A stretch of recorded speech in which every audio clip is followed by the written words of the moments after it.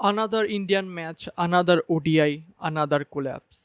174-এ 4 থেকে 234-এর মধ্যে কি করে 6 উইকেট চলে গেল সেটা আরেকবার মিস্ট্রি হয়ে গেল। আর ইন্ডিয়ার হারের কথা বলবো নাকি রোহিত শর্মা রিটায়ারমেন্ট তো নিচ্ছে না, রোহিত শর্মাকে বসিয়ে দেওয়া হচ্ছে, তার সাথে রবীন্দ্র জাদেজাকেও বসিয়ে দেওয়া হচ্ছে। আমাদের ইন্ডিয়ান টিমের যদি টপ অর্ডারটা দেখি তাহলে বিরাট কোহলি, রোহিত শর্মা আর শুভমান গিল। ওডিআইতে এই তিনজনই পারফেক্ট লাগে আমার জন্য। এখন যেই আসবে 1 বছরের মধ্যে তাকে ওডিআই ওয়ার্ল্ড কাপ খেলতে হবে।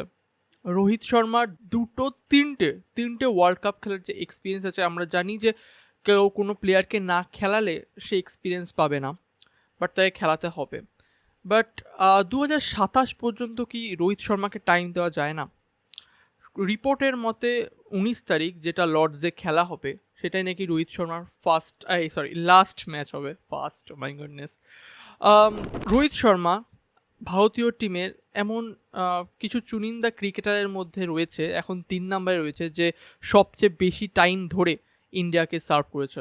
সবার প্রথমে আছে the god legend Sachin Tendulkar, 24 বছর সামথিং। তারপরে লালা অমরনাথ, 15 বছর সামথিং, 300 কতদিন।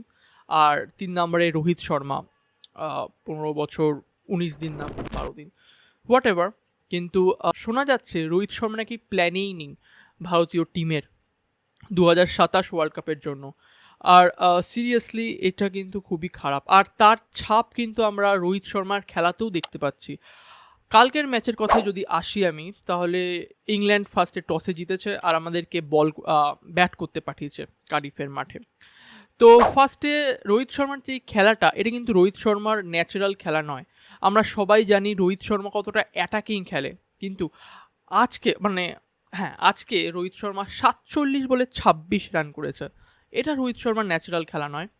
বাট আমাদের ক্যাপ্টেন অধিনায়ক শুভমান গিল, তার কিন্তু ইনিংসটা ভালো ছিল। সে যতক্ষণ শট খেলছিল ততক্ষণ দেখে কিন্তু মনে হচ্ছিল যে সে একদম পারফেক্ট টাচে আছে। আর যখন আউটও হয়েছিল গাস আটকিনসনের বলে, শটটা কিন্তু বেধরপ ছিল, লাইক টাকার শট ছিল, বাট কোনো গ্যাপ ফাইন করতে পারেনি, তাই আউট হয়ে গেছে।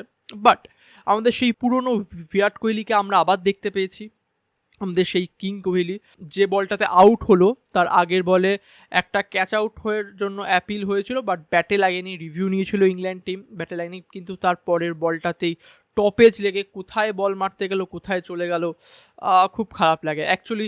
বিরাট কোহলি যখনই 50 কমপ্লিট করে, আমাদের মতোই অনেকেই চায় যে বিরাট কোহলি যেন 100 কমপ্লিট করে, 100 কমপ্লিট করে, বাট হয়নি। বাট হোয়াট এভার, যদি আমরা তারপরে আসি, 4 নম্বরে আমাদের শ্রেয়াস আইয়ার। সে কিন্তু পারফেক্ট, ওডিআই এর জন্য পারফেক্ট হয়ে দাঁড়িয়েছে শ্রেয়াস আইয়ার। আর সে দেখিয়ে দিয়েছে যে কেন সে এই 4 নম্বরটা ডিজার্ভ করে। কারণ যখনই তাকে কালকে যদিও সে 5 নম্বরে এসেছিল, তার আগে ঈশান কিষানকে ঢুকিয়ে দেওয়া হয়েছিল যেহেতু KL রাহুল অসুস্থ ছিল। বাট ঈশান কিষান দেখিয়ে দিয়েছে যে সে ওডিআইয়ের জন্য এখনও সেরমভাবে তৈরি নয়, আর স্পেশালি 4 নম্বরে। তো 4 নম্বরের জায়গাটা শ্রেয়াস আইয়ার জন্য একদম বুক করে দেওয়া হোক। 5 নম্বরে KL রাহুল আসার কথা ছিল, বাট যাই হোক, ঈশান কিষান এসছে কারণ KL রাহুল ছিল না।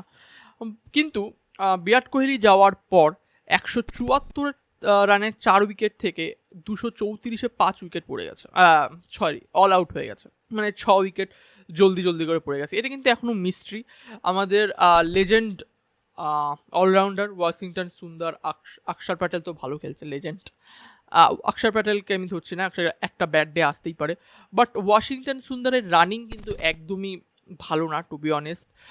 অনেকবার ডাবল করার সুযোগ ছিল, 2 রান নেওয়ার সুযোগ ছিল, বাট 2-3বার ডিনাই করতে হয়েছে বিকজ অফ দেয়ার রানিং।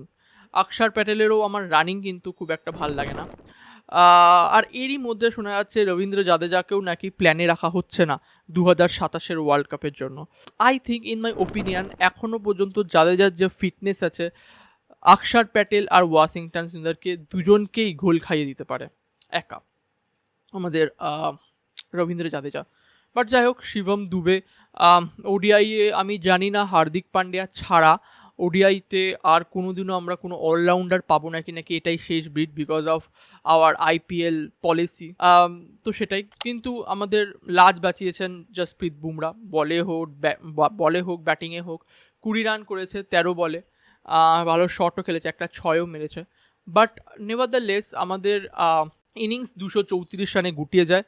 তারপরে আমরা বল করতে আসি, বোলিং কিন্তু ফার্স্টে ভালো হয়েছে, যেটা আমি বলছিলাম আমাদের বুমরা যখন বল করে তখন কিন্তু পুরো একদম আলাদাই পিচ লাগে।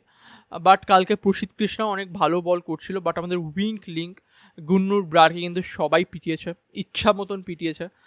আর নো বলও করছিল অনেক, দ্বিতীয় ম্যাচ ছিল, টাফ ছিল, তার উপর আইসিসির কন্ডাক্টও চলছে তার উপর, বিকজ ফার্স্ট ওডিআইতে বেন ডাকেটকে বল ছুঁড়ে মেরেছিল।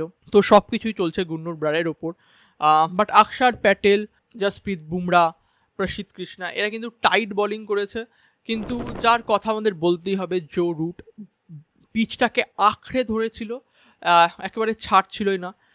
99 রান করেছে, 100 রান মিস করেছে, 133 বলে 99 রান, 9টা 4, সবসময় গ্রাউন্ডেড শট খেলছিল, লো রিস্ক শট খেলছিল, আর দারুণ খেলেছে জো রুট। ফ্যাব ফোরে কেন জো রুটকে রাখা হয় তা কিন্তু, আবার ওডিআইতে কেন বেশি রাখা হয় আফটার বিরাট কোহলি, সে কিন্তু দেখিয়ে দিয়েছে জো রুট কালকে।